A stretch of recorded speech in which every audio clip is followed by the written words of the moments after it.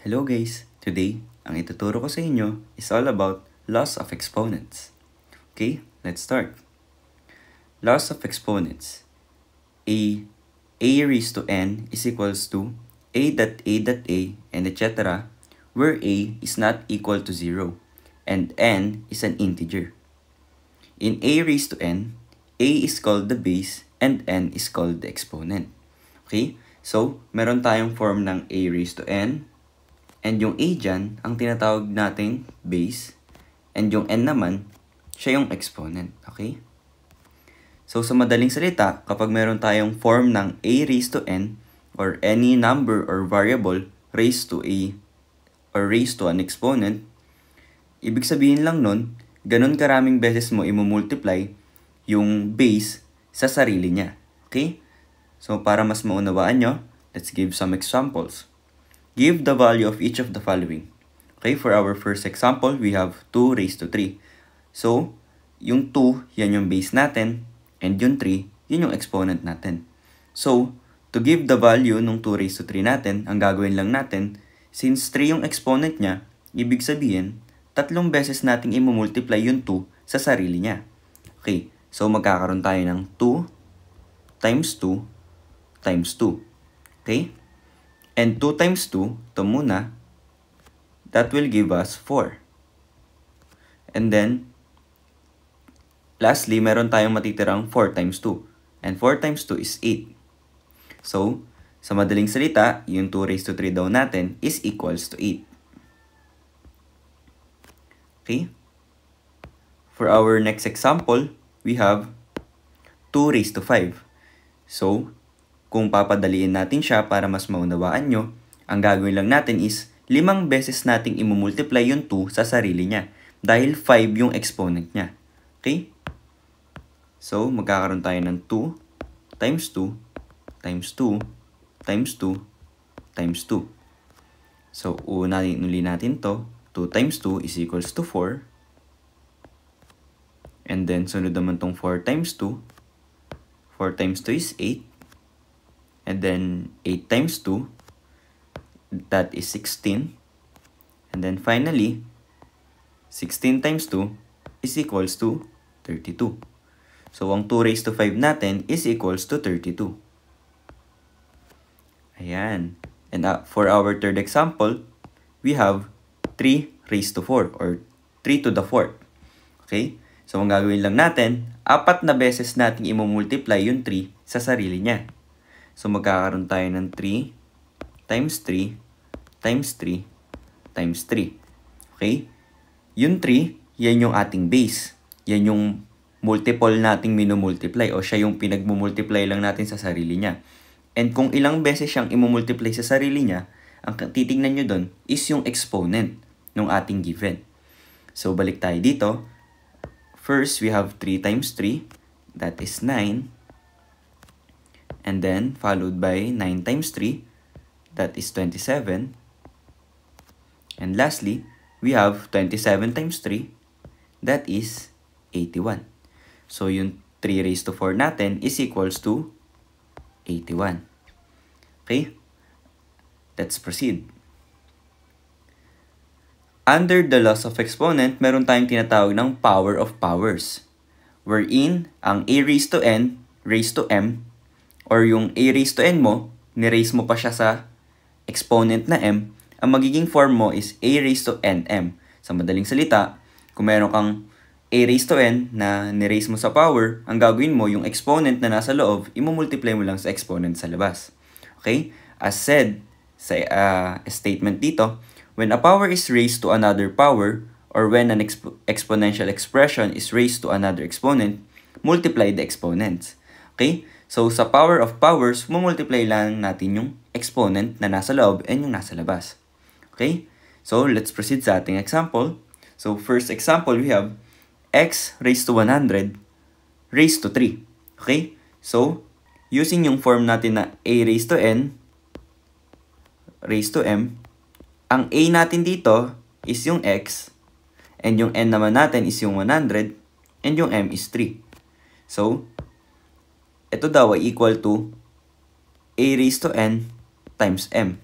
So, sa ating given, yung a natin is x, and n is yung 100, and yung m is yung 3. So, that's multiply by 3. And then finally, isi-simplify lang natin yung nasa taas. We have, or yung exponent natin, we have x raised to 100 times 3, that is 300. So, ito na yung ating sagot.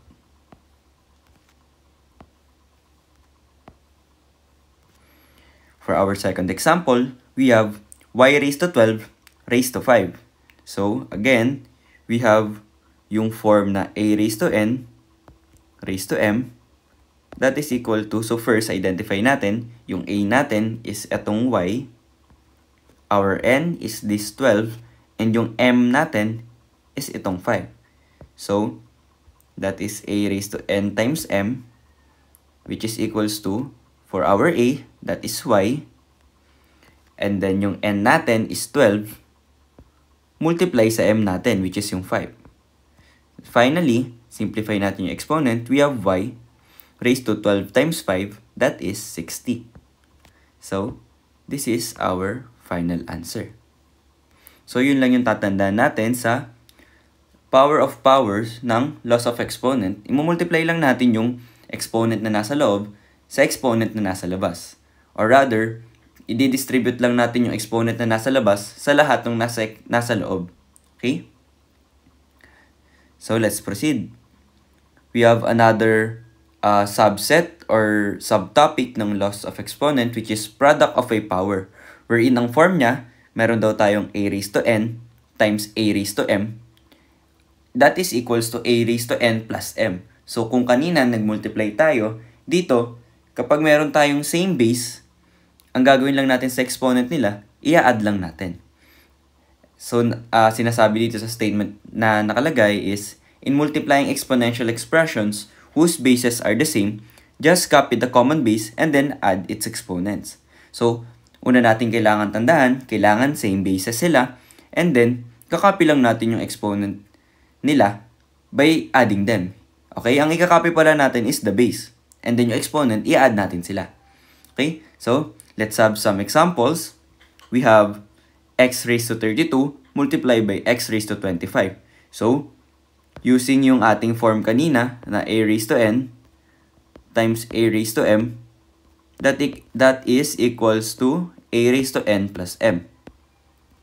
Maliwanag sa example natin na yung a natin is yung x. So, lagay natin x, and then, yung n natin is itong 32. At ang m naman natin is itong 25. So, sa madaling salita, i-add lang natin silang dalawa. So, we have 32 plus 25. We have 32 plus 25. And finally, we have x, and then by simplifying the exponent, 32 plus 25 is equals to 57. So, ito na yung ating final answer. Okay? For our second example, we have y raised to 59 multiplied by y raised to 51. So, we have again the form a raised to n times a raised to m equals to a raised to n plus m. So, ang ating a is yung y, and then, yung y natin, rather yung n is 59, and then 51 naman yung ating m. So, add lang din natin sila. We have 59 plus 51, and finally, we have copy the base, which is y, and then, simplifying the exponent, 59 plus 51 is equals to 110. So, ito na yung ating final answer. Okay? So, ganun naman ang gagawin pag sa product of a power, instead of multiplication, katulad nung kanina, mag-a-add lang tayo nung exponent and then copy the base lang. Okay? So, next, we have quotient of a power, another subtopic ng loss of exponent or another rule. Iisa lang siya, ano man dun. We have the form a raised to n divided by a raised to m. So, in that form, to simplify that, ang gagawin lang natin is a raised to n minus m. So, basically, we just copy the base uli, and then, susubtract lang natin yung exponent. Yung exponent sa taas, or the numerator, yung exponent sa numerator, maminusan lang natin siya ng exponent ng ating denominator. So, nakalagay dito sa ating statement, note that this is only applicable if the exponent on the numerator, denoted by n, is greater than the exponent on the denominator, denoted by m. So, ang sinasabi dito, applicable lang daw yung form natin na a raised to n minus m kapag mas malaki yung exponent sa ating numerator. Okay? Kapag mas malaki na yung nasa denominator natin, hindi na applicable yung ating quotient of a power na form, which is yung a raised to n minus m. Okay? Mahalagang tandaan yan. So, in dividing exponential expressions with same bases, copy the common base and subtract its exponents. Okay? So, let's proceed sa ating examples. We have our first example, which is x raised to 20 divided by x raised to 13. So, first, i-check natin yung ni-note kanina sa ating statement. Mas mataas ba yung exponent ng ating numerator sa ating denominator? So, yes, mas mataas siya because 20 is greater than 13. So, in that case, magagamit natin yung form ng quotient of a power. Okay? So, we have the form a raised to n over a raised to m equal daw siya sa a raised to n minus m. So, in that case, yung a natin is x. And then, yung n is yung 20 dahil siya yung exponent ng ating numerator. So, we have 20 minus yung exponent ng denominator, which is denoted by m, and that is 13. Okay? So, copy lang natin yung base, which is x. And then, simplify natin yung ating exponent. 20 minus 13 is equals to 7. So, this is our final answer. Ayan. So, proceed tayo sa ating second example. We have y raised to 105 divided by y raised to 87. So, check uli natin. Mas mataas ba yung exponent ng ating numerator sa ating denominator? So, yes, mas mataas siya. In that case, we can use the quotient of a power, which is denoted by a raised to n over a raised to m, is equals to a raised to n minus m. So, pabilisin na natin to. Kung meron tayong a raised to n minus m, yung a natin is clearly yung y, and then yung n, the exponent of the numerator, which is 105, minus by the exponent of the denominator, which is 87. So, copy lang uli natin yung ating base, which is y, and then simplify natin yung ating numerator, or rather, the exponent. So, 105 minus 87, that is equals to 18. Okay? So, this is our final answer. Okay?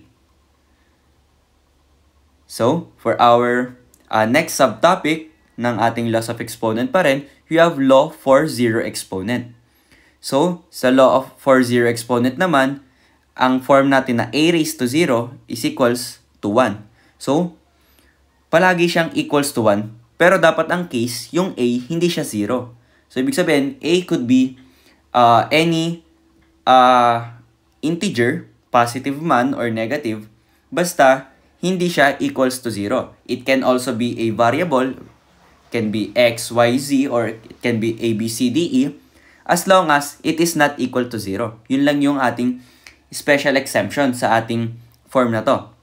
So, as said in this subtopic of laws of exponent, always take note that any non-zero number raised to a zero exponent is always equal to 1. So, sa madaling salita, any non-zero number, basta hindi zero, basta number siya or variable, kapag ni-raise mo siya sa 0, kahit gano'n man siya kalaki, 1 lang siya. So, let's say for an instance, we have 1 million raised to 0, hindi na tayo kailangan magpakahirap pa. Dahil 1 million man yun, pero ni-raise mo siya sa 0, that is equal to 1 lang. Okay? Hindi yun magbabago kahit 1 billion pa yon, kahit 1 trillion pa yon. Basta i-raise mo siya sa 0, automatic equal to 1 na siya. Okay? So, proceed tayo sa ating examples. We have here, for our first example, katulad ng kaninang sinabi ko, that is 7,654,321 raised to 0. So, kahit gaano man kalaki yung base natin, basta ni-raise mo siya sa 0, that is equal to 1 na agad. Okay? Huwag sana kayong malito dyan, okay?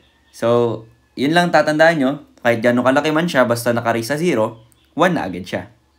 Okay? For our second example, we have 3 raised to 0 plus x raised to 0 plus the quantity 3y raised to 0. So, isa-isahin natin siya. So, ulitin natin ang sabi sa ating law for zero exponent. Any non-zero number daw, kapag ni-raise mo sa 0, equal na siya sa 1. So, basically, yung 3 raised to 0 natin, equal to sa 1. And then, also, yung itong x raised to 0 natin, 1 lang din siya. Dahil yung base naman is non-zero, hindi naman siya 0. Okay?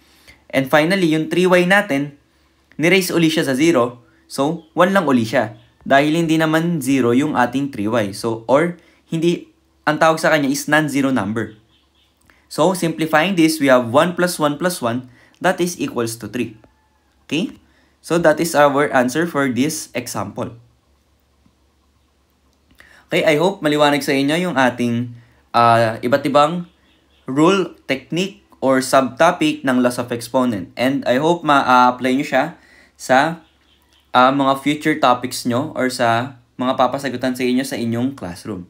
Okay? And I guess that's it for our topic all about loss of exponent. If you have any question, kindly comment down sa ating chat box and we will answer that sa mga susunod na araw. And I hope may natutunan kayo sa ating tinalakay sa araw na ito and maraming salamat sa panonood.